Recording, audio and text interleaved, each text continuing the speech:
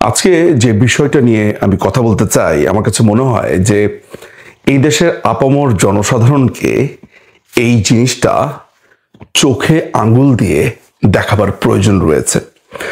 আমার আগে আর কয়েকজন এই বিষয় নিয়ে কথা বলে গেছে, কিন্তু আমি আসলে এই ব্যাপারটাকে যেই সাইকোলজিক্যাল একটা দিক থেকে দেখবার চেষ্টা করছি, এই ভাবনাটা আপনাদেরও জানানো জরুরি বলে মনে করছি। আপনারা জানেন যে উত্তরায় মাইলস্টোন স্কুল অ্যান্ড কলেজে ভয়াবহ এবং মর্মান্তিক যেই দুর্ঘটনা ঘটে গেছে, যে যুদ্ধ বিমান বিধ্বস্ত হয়েছে, পাইলট তৌকির ইসলাম নিহত হয়েছেন, তিনি ইজেক্ট করেছেন, ইজেক্ট করবার পরে বের হয়ে হসপিটালে নেওয়ার পরে মারা গেছেন। সেই মৃত্যু নিয়ে যথেষ্ট পরিমাণ সন্দেহ রয়েছে। কত ছাত্রছাত্রী মারা গেল, কত অভিভাবকরা মারা গেল, আজকের দিন পর্যন্ত সেটি নিয়ে সরকারি কোনো বিবৃতি নেই। লাশের সংখ্যার জন্য দাঁড়ে দাঁড়ে অভিভাবকরা ঘুরছেন, তাদের বন্ধু বান্ধবরা ঘুরছেন। এসব সমস্ত অরাজকতার মধ্যে একটা অদ্ভুত জিনিস আমরা সবাই লক্ষ্য করলাম। সেটি কি? আসলে দুটো অদ্ভুত জিনিস, যেটির একটি নিয়ে আমি গতকালকে বলেছি। সেটি হচ্ছে যে আপনার এই ইউনূস হঠাৎ করে মানুষের কাছে টাকা চাওয়া শুরু করলো। সেটি নিয়ে যেহেতু একবার বলেছি, এই ভিডিওতে আমি আর বলছি না।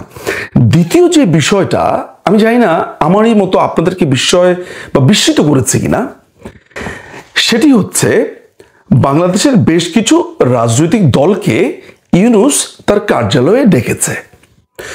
সমস্ত দলকে ডাকেনি, সেখানে 4টি দলকে। একটি হচ্ছে এনসিপি, যাদের এখনো পর্যন্ত নির্বাচন কমিশনে কোনো নিবন্ধনই হয় নাই, তাদেরকেও অন্যতম বড় দল হিসেবে দেখিয়ে ইউনূসের কার্যালয়ে ডাকা হয়েছে। ঐক্যমত্য কমিশনের মতো সব দলের সমন্বয়ে একটা মিটিং হিসেবে। সেখানে জামাত ছিল, আরো অন্যান্য ইনসিগনিফিকেন্ট পার্টিসরা ছিল। এর মধ্যে গুরুত্বপূর্ণ আমি বলবো একটা দলে ছিল বিএনপি। রাজনৈতিকভাবে দলকে এমনভাবে প্রোটোকল দেওয়া হচ্ছে যা অত্যন্ত দৃষ্টিকটু, এবং এই ধরনের প্রোটোকল দেওয়া হলে রাজনৈতিক মহলে ভিন্ন একটি বার্তা আপনার প্রেরিত হয়। 4টা দলকে কোন ক্রাইটেরিয়ায় বড় দল কিংবা প্রধান দল হিসেবে তারা সিলেক্ট করলো, এবং তার মধ্যে একটা দলের তো নিবন্ধনই নাই, সদ্য গঠিত হয়েছে।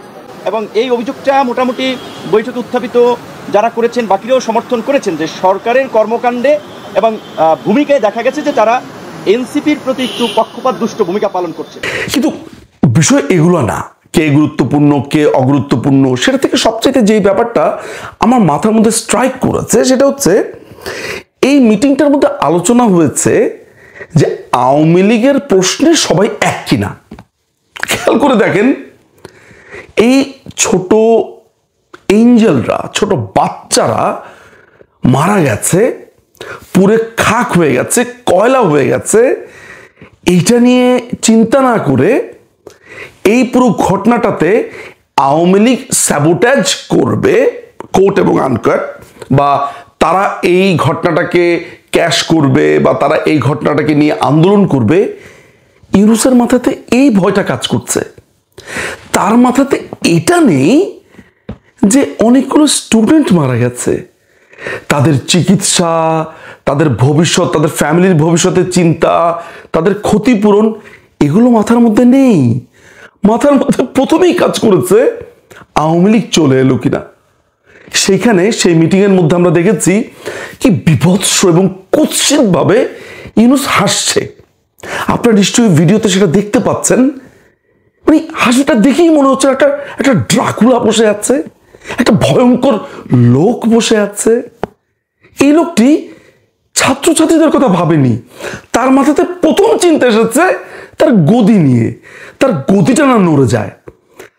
জামাত শিবির ইতিমধ্যে বলেছে এইখানে সবাইকে ছাত্রলীগ বলে পেটানো শুরু করো, অর্থাৎ যেই সব ছাত্রছাত্রীরা সচিবালয়ে 6 দফা দাবি নিয়ে গেছে, তাদের দুঃখের কথা বলতে গেছে, লাশের হিসেব চাইতে গেছে, প্রত্যেককে ছাত্রলীগ ট্যাগ দিয়ে পেটানোর হুকুম দিয়েছে এই জামাত শিবির। আমরা সেই ক্লিপসটাও একটু শুনে নেই।